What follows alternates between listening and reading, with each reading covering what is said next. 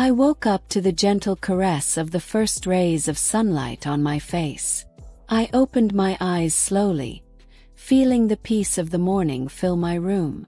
I looked to the side and saw Pedro still sleeping, as calm as a child. Gently, I brushed a strand of hair away from his face and whispered in his ear, "My love, it's time." A muffled grunt was my answer, a sign that he was already waking up. Smiled. I got out of bed and went to make coffee. I turned on the coffee maker, and while I waited for the coffee to be ready, I went to the bedroom to wake Pedro. He mumbled something and turned to the other side, but soon got up and went to take a shower. I prepared the coffee and set it on the table. I heard his hurried footsteps coming down the stairs. "Good morning, love," he said, grabbing a cup of coffee. "I'm off now." I kissed his cheek and watched him walk out the door. Finally, the house was all mine. I walked slowly down the hallway, feeling freedom take over me. I entered the room and, with a sigh, let my nightgown fall to the floor. The nudity gave me a sense of lightness I hadn't felt in a long time. I opened the window, allowing the morning breeze to caress my skin. I began to make the bed, carefully folding the sheets. I opened the drawer and grabbed whatever was there: an old pair of underwear, a faded top, and a worn-out jean shorts. Before getting dressed, I looked into the back of the closet, thought about taking something from there, but changed my mind, closing the doors. I put on my lingerie, my worn-out denim shorts, and the top I loved so much. I looked at my reflection in the mirror, trying to ignore the imperfections that insisted on showing, even after so many diets. My name is Aline, and at 35, my body still kept its curves, now fuller, giving me a hotib style. Voluminous breasts, big butt and thick thighs. I adjusted my wavy blonde hair, running my fingers through it to tame the volume. I smiled at my reflection, feeling a slight pang of guilt for wearing such a short outfit to do the cleaning. The shorts were short enough to give me a sense of freedom, but they also made me feel a bit vulnerable. I only wore this outfit when I was sure Pedro wouldn't be home. With the crisis, my world collapsed. An architect by training, I saw my promising career abruptly interrupted. Losing my job was a hard blow, and the difficulty in finding new opportunities left me discouraged. With the housekeeper let go, the responsibility of taking care of the home fell entirely on my shoulders. At first, the idea of being a full-time homemaker felt like a step backward, an end to my professional aspirations. Over time, however, I got used to it. Pedro was a competent and dedicated engineer. He ensured our comfort and never let us lack anything. While he busied himself with projects and tight deadlines, I focused on the home, creating a cozy environment for both of us. I confess that sometimes I felt a bit envious of his busy life. The domestic routine, as peaceful as it was, could be a little monotonous. Sometimes boredom came knocking at the door. Finished with the cleaning, the gleaming house returned to me a sense of accomplishment. But then what? The afternoons stretched on, long and empty. I tried to fill that emptiness with television, but the shows all seemed the same. I missed something more, an activity that would give me pleasure, that would make me feel alive. The TV was on in the background, a white noise to fill the silence of the house. But it was on my phone that I found true distraction. Hours passed as I swiped my finger across the screen, consuming content non-stop.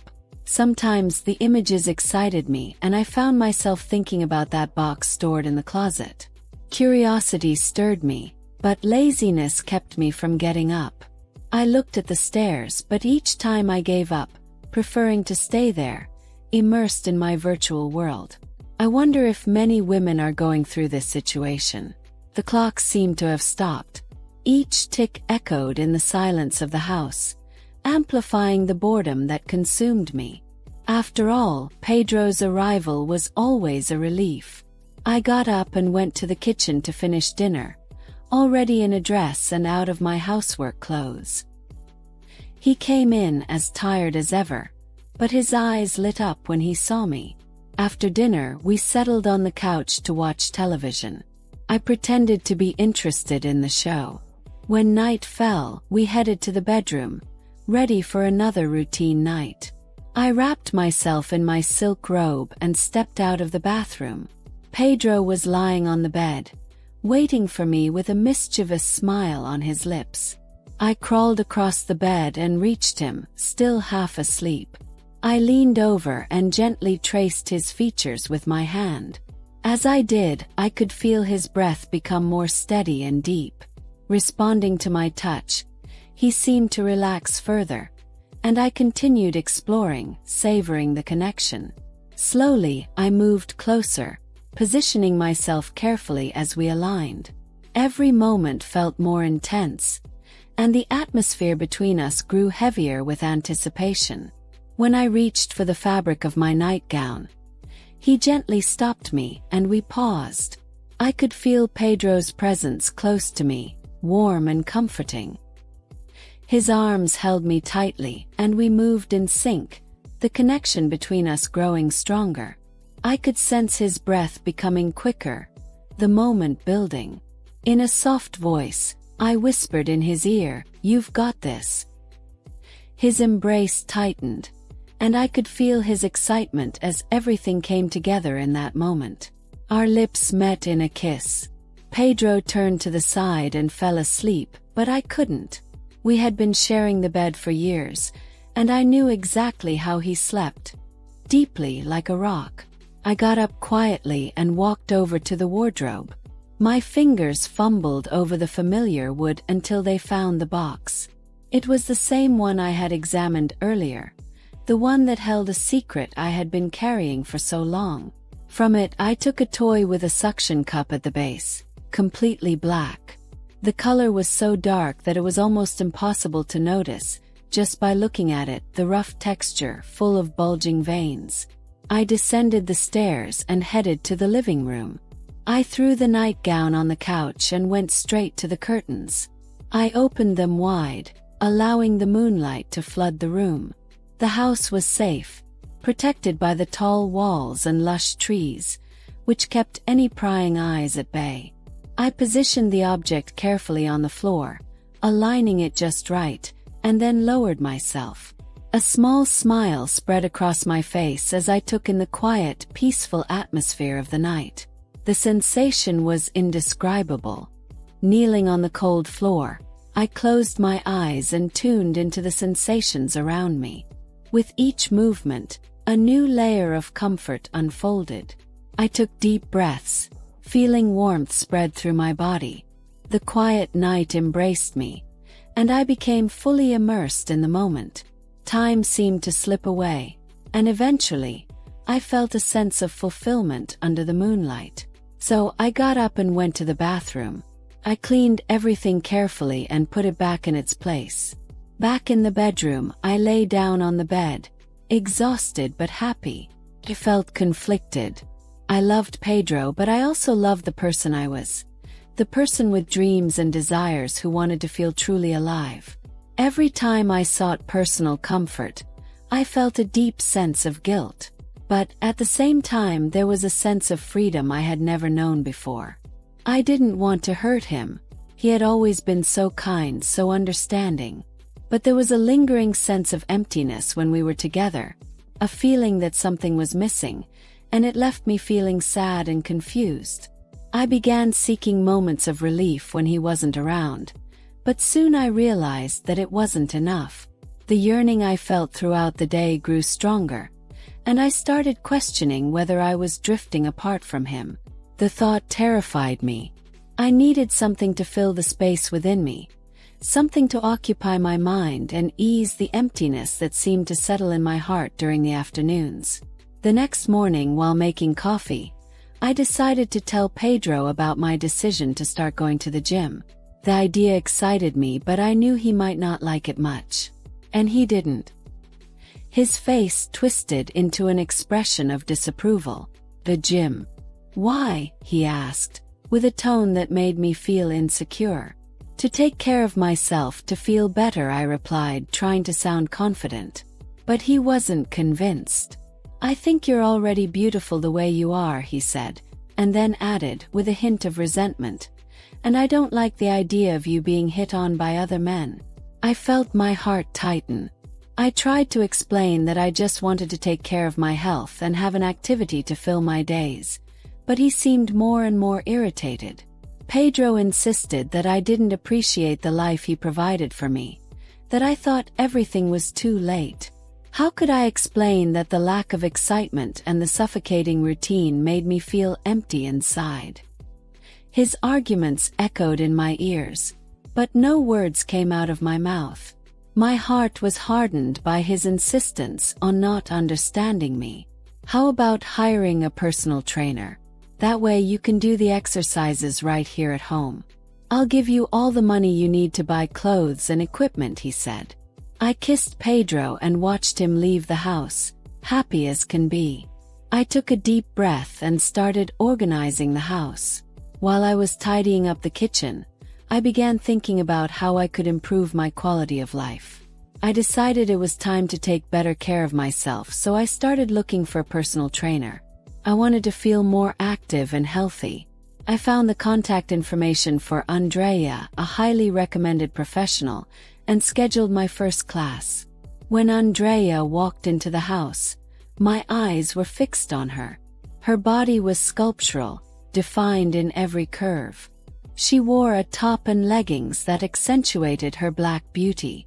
Her voluminous curly hair was tied in an elegant bun, contrasting with her lighter skin. I couldn't help but admire her great shape. I felt a pang of envy but also hope. Would I ever be able to have a body like that? I could hardly believe my eyes. The personal trainer was simply amazing. She had a toned body, with a sculpted abdomen and muscular arms. Her hips and legs were strong and shapely, the perfect image of health and vitality. Her face was striking, with a flat nose and dark eyes that sparkled with joy. Andrea radiated contagious energy, and from the very first moment, she made me feel certain that with her, I could achieve my goals. Andrea gave me a long list of things to buy. Elastic bands, weights, new clothes, and even supplements. I confess that I got excited but also a bit frustrated. I explained to Andrea that I needed to wait for Pedro to buy everything before I could start exercising, but she seemed surprised. I know he wants to please me, but sometimes he's so slow. And to top it off, he vetoed the shorter shorts, even though I'm only going to be training at home. Since the first day, we felt a special connection. After workouts, we would take the time to talk about everything. That's how Andrea got to know my story. She said it reminded her of the stories of women from her mother's time, who dreamed of getting married and being housewives. For her, it was a surprise to see that this reality still existed. It was as if we were living in different times, but at the same time so close. Getting to know Andrea's reality made me remember how lucky I was. Living in a rented apartment without a stable job, getting by with odd jobs and the few clients I managed to get. At that moment, all the nostalgia I felt for my old job simply evaporated. Andrea's real life was much harder than I had imagined. Despite being hardworking, Andrea struggled with organization. The work dynamics, full of surprises and unpredictability, left no room for a regular routine. When the owner of the apartment where she lived asked for the property back, she couldn't get organized to find another place and move. One day while she was training, she seemed absent-minded, and when asked about the issue, she started crying. I promised to help her, but I needed Pedro's approval. Pedro arrived home, and I took the opportunity to talk to him. I need to tell you something important, I began. Andrea needs a place to stay, and I was thinking about asking her to stay here with us for a while. I saw the discomfort on his face, but I continued. I know it's a big request, but she's going through a tough time and has nowhere to go. I know you have a good heart and won't deny me this favor. I insisted, knowing that Andrea was counting on me and I couldn't let her down. Pedro looked at me with a mix of exhaustion and irritation, and with a drawn-out voice, allowed her to stay. But he put one condition: she would have to sleep in the maid's room. A knot formed in my throat. I didn't understand why she had to stay in that tiny, damp room when there were other empty rooms in the house. I wanted to question him, but the fatigue in his eyes stopped me. Her few belongings piled up in the garage, a constant reminder of the sudden change. The maid's room became her new refuge, small and lonely. She was deeply grateful for our generosity, but the truth was she felt like a fish out of water. To avoid any awkwardness, she kept to herself, almost invisible. She woke up before dawn and left the house quietly, only returning when I was training. She had dinner in her room, no matter how much I invited her. Despite the struggles, I achieved my goal. The days were less dull, and I no longer had lustful thoughts during the afternoons. The same could not be said for the nights. The new exercise routine did not quell my desire. It only made it more intense. My wish was to grab Pedro as soon as he got home, but I held back because Andrea was in the maid's room. I controlled myself throughout dinner, calling him to the bedroom right afterward. Pedro agreed, but not in the way I had hoped. Very tired, he just wanted to sleep. The exhaustion was so great that the man ignored all my advances, leaving me frustrated. With my husband falling asleep just a few minutes after lying down, I made sure to open the wardrobe and quietly grab the box. I looked at the bed, saw my husband unconscious, and left the room with steady steps, going down to the living room. I thought about taking off my nightgown, but then I looked toward the kitchen doorway and imagined I could be caught by Andrea at any moment. More than arousal, I felt a pang of anger from my frustration with Pedro, and I didn't want to think too much about a solution. I opened the door and went outside. With the high walls ensuring privacy, I felt at ease and began preparing the meal. Leaning against the counter, I opened the box and brought it close, focusing on getting everything ready for dinner with Pedro. As I worked, all I could think about was how much I was looking forward to a relaxing evening. I could finally find some peace with my eyes closed, reflecting on how I had hoped to be treated. My hands moved gently, focusing on the sensation, as I embraced the moment with calmness and control. Despite its size, I was able to handle it with ease. I slowly moved it down my body, feeling the smoothness of the motion. A playful smile spread across my face as I continued. As I began the movement, I whispered to myself, "This is it." Leaning against the wall, my other hand traced patterns on my skin. I let out soft breaths, my eyes closing as I focused. Picking up the pace, a satisfied smile crossed my face as I felt myself becoming more energized. With a wider smile on my face, I let out a contented sigh, though it wasn't overly loud. Still feeling the moment, I slowly moved along the wall until I sat down on the floor, allowing myself to fully appreciate the sensation. I gently ran my hands over my body as my breathing returned to a calm, steady rhythm. There was a satisfied smile on my face that faded when I looked to the side and saw Andrea watching from the corner of the wall. Frustrated with my tired husband, I decided to do a little crazy thing outside the house. Since the garage was open, it felt like being outdoors. It was an amazing moment just for myself. I just didn't expect to be watched by my personal trainer, who had started staying at my house a few days earlier. The shock and embarrassment were so intense that I couldn't say anything. I just took off the object and went to look for my nightgown. I ran inside, ignoring Andrea's attempts to apologize. I struggled to sleep that night. Subscribe if you liked it and want to know more about my story, and leave your comment at the end of the video. telling what you would do if you were caught like this.